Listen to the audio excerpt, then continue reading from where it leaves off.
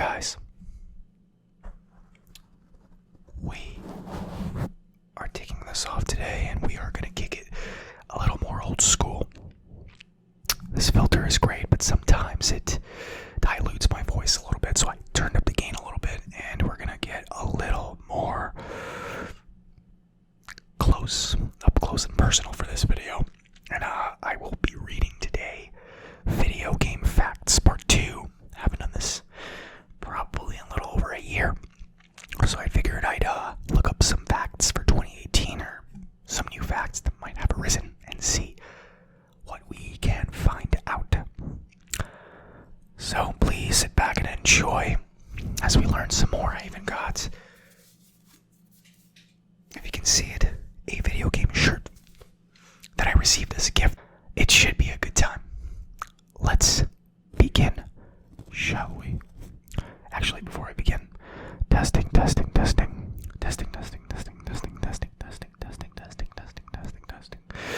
Is this thing on? I think it's on. It's on. Okay, let's do this. This is going to be 50 interesting video game facts. 50 interesting facts about video games. Let's do it. Shigeru Miyamoto, the creator of Super Mario Brothers and Donkey Kong, is not allowed to bike to work because his safety is too important to Nintendo. Rightfully so. During the production of GoldenEye 007, developers considered having players unplug and reinsert the N64 rumble pack every time they wanted to reload their weapon. That seems excessive, slightly annoying. I don't know if that would have went over very well, but who can say for sure? The Nintendo character Kirby was named after John Kirby, the legal counsel for Nintendo, who helped them win their lawsuit with Universal Studios in 1982. John Kirby was gifted a sailboat christened the Donkey Kong and given exclusive rights to rename any boat he owned Donkey Kong. Ghostbusters, the video game, in 2009, has voice acting from all four of the original cast members: Bill Murray, Dan Aykroyd, Harold Ramis, and Ernie Hudson, who helped write the script as well. Aykroyd considers it essentially the third movie. Many American public libraries carry video games as an attempt to lure teenagers into a library. The result is more teenagers coming to the library and books are being checked out at a rate that exceeds what it was before the gamers arrived. I didn't even know games were in the library, to be honest. That just shows how much I visited the library. Although I used to go to the library to play video games on the internet when, back when the internet was a more rare commodity. Didn't really work out because there was a time limit, so I couldn't really play RuneScape. So, but yeah, that's pretty much my biggest memory. Anytime I went to the library, it was like to get, rent DVDs or not DVDs, whatever it was at the time, because that's VHS. That stuff. In 2005, a glitch in World of Warcraft allowed a plague to spread in the game, leading non-infected players to abandon cities while those infected were forced into quarantines. It was later studied by epidemiologists to see how real-life people would react to a pandemic. Interesting. What in the world? I play World of Warcraft, or rather I used to play actively. I never heard of that. Obviously I didn't play in 2005. But I figured, playing for 3 years I would have heard of this. But this is the first.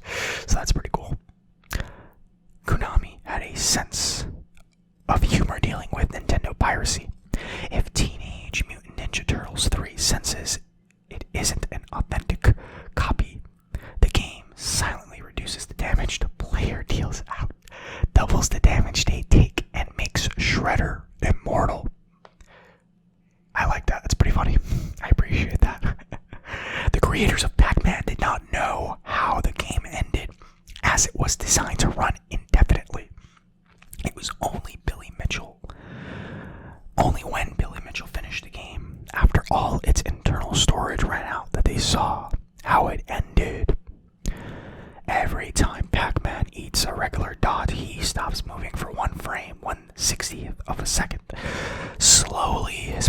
progress, slowing his progress by roughly 10%, just enough for the following ghost to overtake him.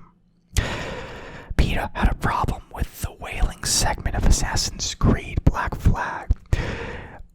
Ubisoft, I think it's Ubisoft, dismissed it, saying they did not condone whaling any more than they condoned a pirate lifestyle. Sure, I mean, it's a video game, like, this is the thing, it's like, you don't have to agree with what goes on in the video game, but it's a video game. It has a story, and a lot of times in these stories, people are going to do very, very bad things, right? Just because you have a game with an antagonist, that doesn't mean you support the antagonist or what he's doing. It's simply you need someone that's doing dastardly shit in order for you to have someone to, go after. That's basic fucking, storytelling, right?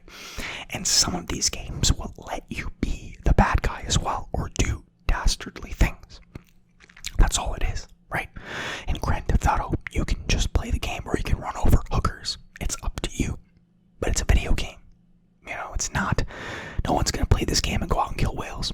It's just not gonna happen. So, there's my little mini rant. Alan Tudyk. Adam Baldwin and Nathan Fillion all voiced Marines in Halo 3. Their characters were given personalities resembling the characters they played in Firefly. Which, speaking of Firefly, I stopped watching after episode 5. I haven't finished, and it's only a season, so I should probably get back and restart it. It was a pretty good show. A redshirt guy, Ian Bates, stumped a panel of World of Warcraft developers during a Q&A BlizzCon 2010 by asking them about an inconsistency in the lore. Later, an NPC was introduced into the game who wore a bright red shirt and was named Wildhammer Fact Checker. That's funny because BlizzCon was actually recently, and the developers of Diablo were called out by a guy wearing a red shirt. I think he was wearing a red shirt, saying that, hey, why are you guys creating Diablo Immortal for mobile? You do realize everybody here is a PC gamer. So is this some sort of out-of-season April Fool's joke? You can look it up. He's pretty much famous in the WoW community now, or the Blizzard community. He has a YouTube channel. Check it out. You can probably find him if you Google Red Shirt Guy, BlizzCon. And he has a couple of videos where he talks about, the entire sort of methodology and logic behind why Blizzard is going mobile. And he's actually has quite a bit of, insightful things to say, intelligent things to say in regards to that and the business practices behind it. So if you're a video game fan, which, if you're not, then why are you here? If you're a video game fan, go check it out. It's pretty nice stuff, pretty good stuff. Nintendo Power stopped accepting the many Tetris high scores submitted by Steve Wozniak. So he reversed his name, and Evitz Kainzao was printed. Grand Theft Auto was originally a racing game called Race and Chase. However, a glitch made the police cars go crazy, ramming the player. The glitch was so popular with testers that they rebuilt the game around it, creating Grand Theft Auto.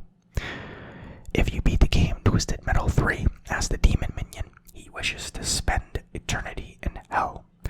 In standard Twisted Metal fashion, the wish is turned against him, and he is sent to Hell, Michigan. Henry Cavill almost missed the call for the role of Superman because he was playing World of Warcraft. That is amazing, and also, I wonder if that's true. I mean, I guess, you see someone like Henry Cavill, and you don't think he plays World of Warcraft. But, at the end of the day, you don't have to be a certain type of person to have fun with a game like that. Although, I don't think the game is very fun anymore, but that's just my opinion. I'm playing Elder Scrolls now. That's a lot more fun. A father made his son work his way to modernity by playing through the history of video games chronologically rather than let him play whatever video games he wanted. The boy started with 1979's Galaxian. Actually, you know what? That's actually a pretty neat idea. I might actually consider doing that if I ever have kids. That might be cool to do. Here is the progression of video games, and this is where you are. Maybe that'll make them appreciate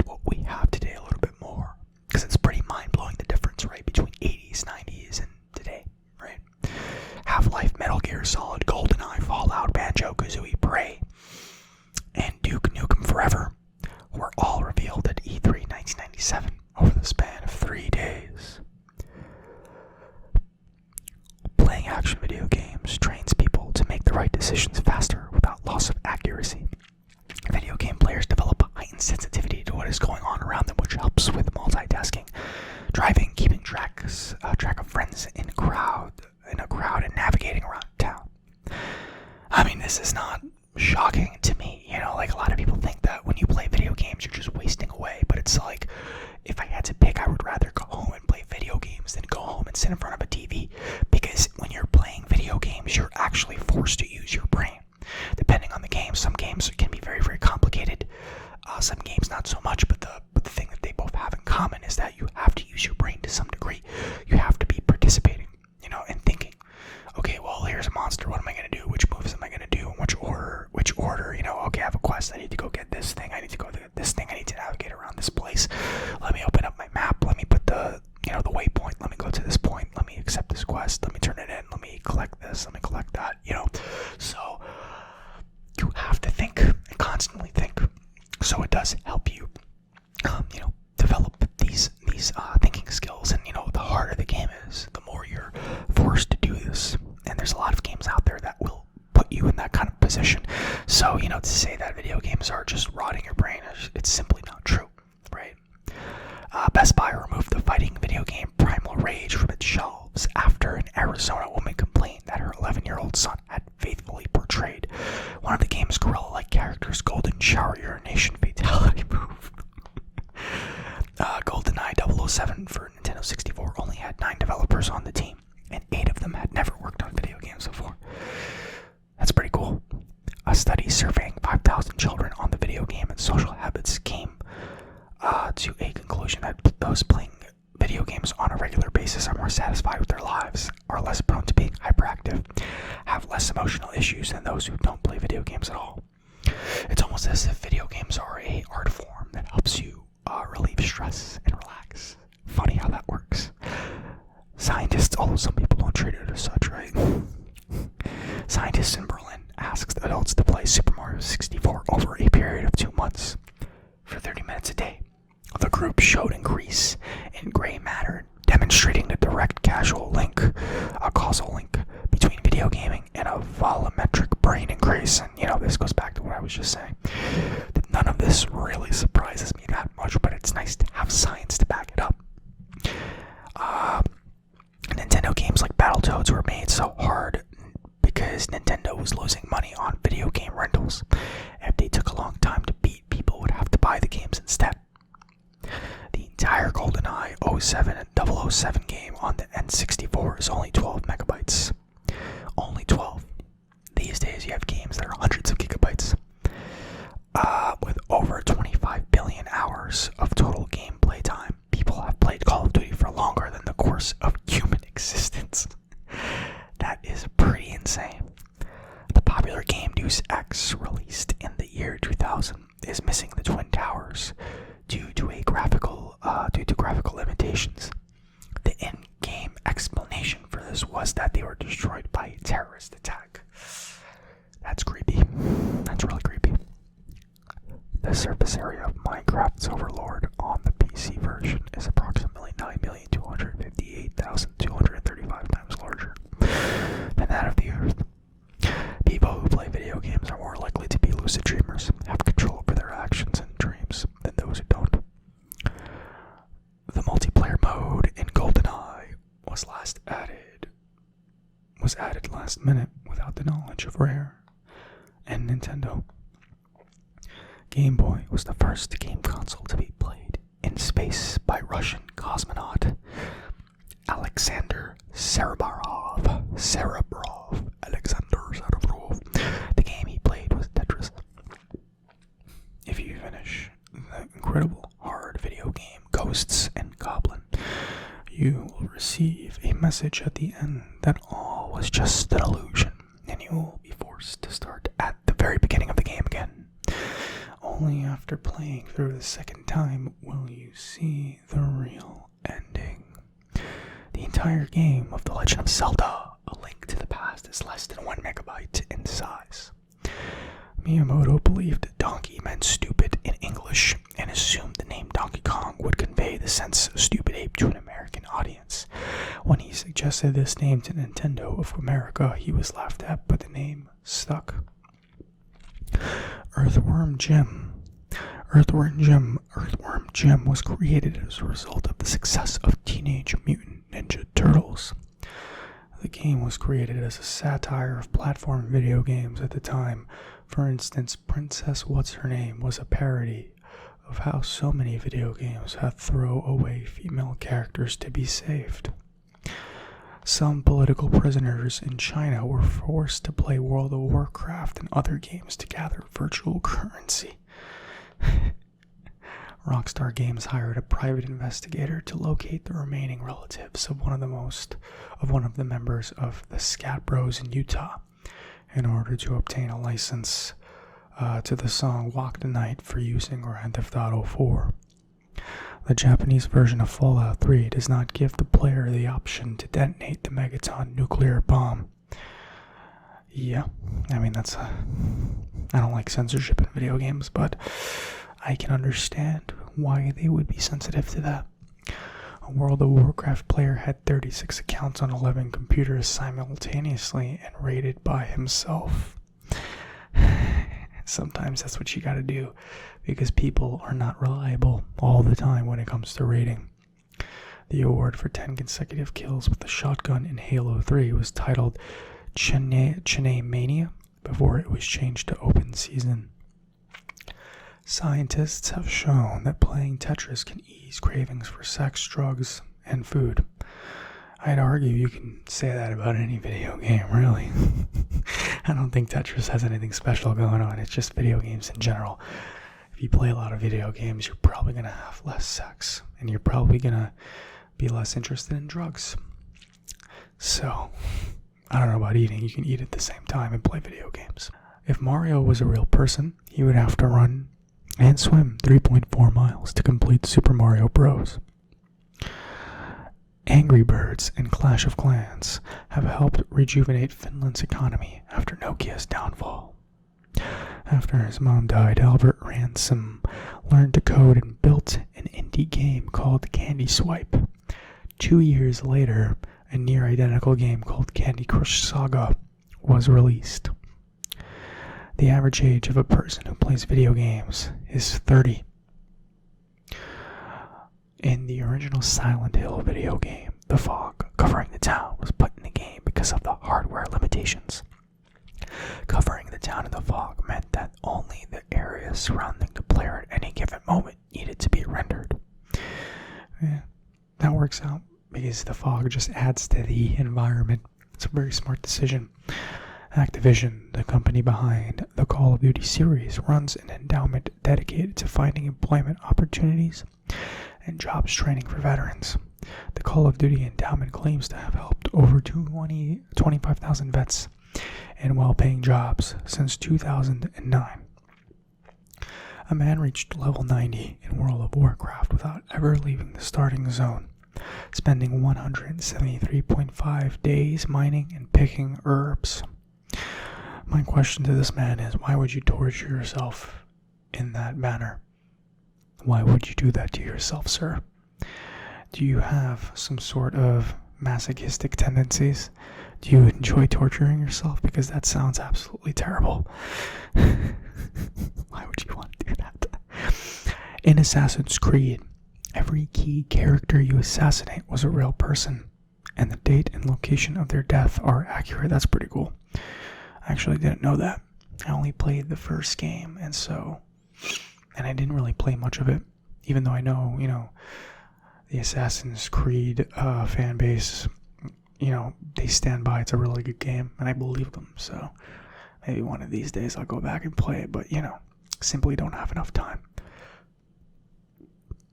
There is a hiding spot in Pac-Man where you can sit still safely for as long as you like. I would love to know where that is, because that would be very helpful. Not that I play Pac-Man anyway. Okay, that's all the facts that I got. What kind of games are you guys playing currently? Feel free to comment below. Do you play video games at all? Maybe you don't. Maybe you don't have time. I think that video games are definitely more mainstream. I mean, they're definitely part of mainstream culture more than, in the past. So, it's it's a different sort of environment today. Everyone plays to some extent. It's more socially acceptable than it used to be. It used to be that only, you would think that kids play video games, but now it's perfectly fine for adults to play video games, and nobody really bats an eyelash. Although there's still some social stigma towards it.